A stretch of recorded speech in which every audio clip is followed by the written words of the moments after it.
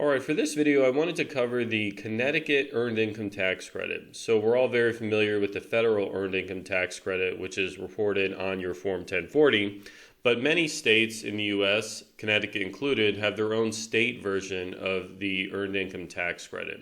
So the first step is always to prepare your Form 1040 first, right? And the reason for this is Connecticut, like a lot of states, they will compute the state credit based on a percentage of the federal.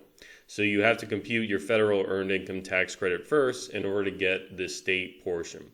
So we've got our sample return here. This is John Q, taxpayer. He's a single filer and he has no children, but his income falls below the thresholds for the earned income tax credit qualification. So remember, it's generally easier to get the earned income tax credit if you have qualifying children, but if you don't have any children, you can still get it.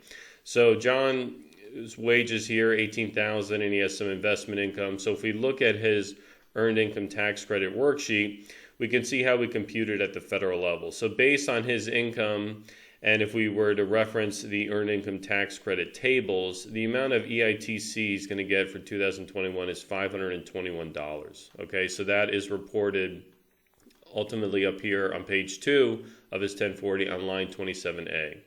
Right, so 27A, earned income tax credit, $521.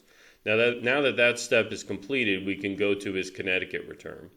So complete your Connecticut resident return as you normally would, and the earned income tax credit is separately calculated and reported on Form CT-EITC. So if we scroll down to the CT-EITC form, let's get down here. Okay, so we have our Schedule CT-EITC. This is the Connecticut Earned Income Tax Credit form. A few questions at the top here, which you are required to answer, and these are designed to vet whether or not you can qualify for this credit, right? So yes, we are claiming the federal credit. No, our investment income was more than $3,600. Remember, this is important because both the Connecticut and federal credits can be limited or phased out completely if your investment income was too high.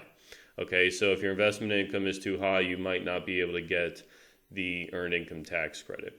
So no, we haven't filed our return yet, and no, we don't have any qualifying children. Remember, that's not a problem, right? If your income is below certain thresholds, so in 2021, for Connecticut purposes, if your earned income was below $21,430, you could still get the EITC even if you don't have any qualifying children.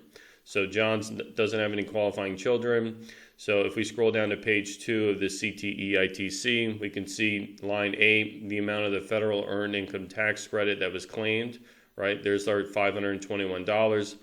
And the amount of the rate for 2021 for Connecticut purposes was 30.5%, okay? So we take $521, that's the federal piece, times 30.5%, and then the amount of the credit here we get is going to be $159.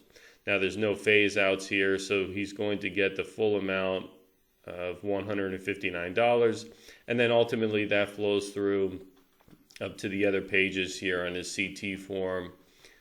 If we scroll up, so we could see here, line 20A, earned income tax credit from Schedule CT-EITC.